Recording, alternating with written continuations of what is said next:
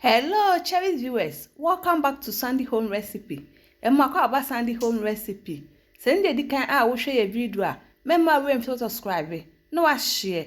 Now I like it. No one notification bell no say the video be a better one sabeka. And the restaurant say bear okra stew.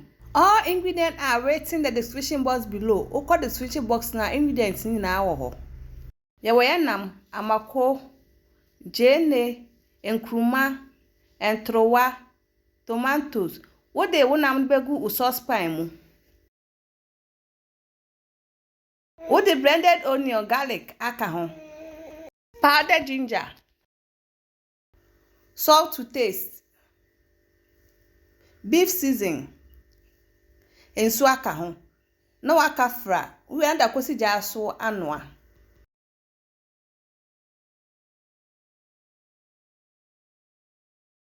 Uwo ha no wabie su no aka numu. Sede ni nyina abebe mpe na de wo eso no so bekwa ase.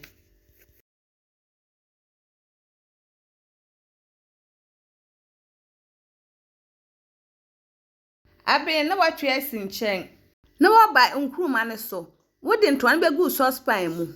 Wodi nkruma watwitwa aka ho.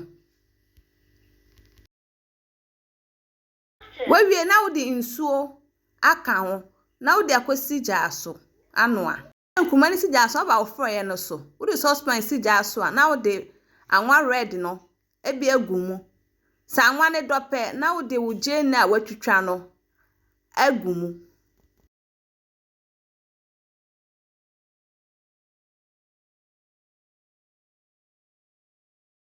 Chijine nu kakra wie no na wodi blended onion agum.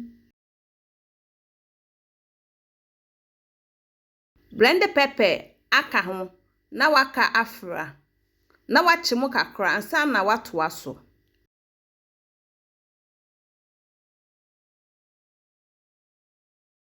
Mrafo eni sisi no wakọ nkruma ne so no waka enumu.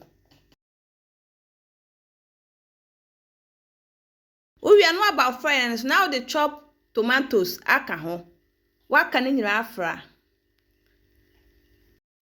Uwie no akohwe nkruma no.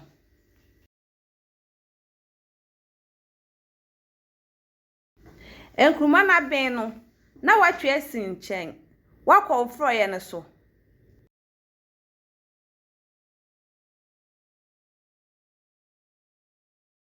One man all pepper spices egumu.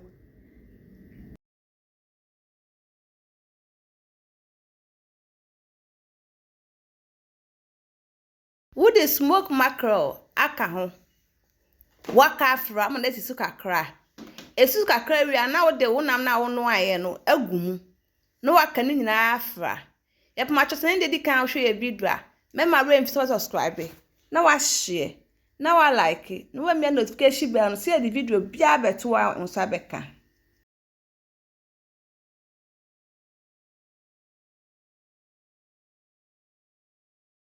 Esu kakra wi na wo de nkruma na wo no asi nche no wa hwe agumu. No waka ni nyina afra.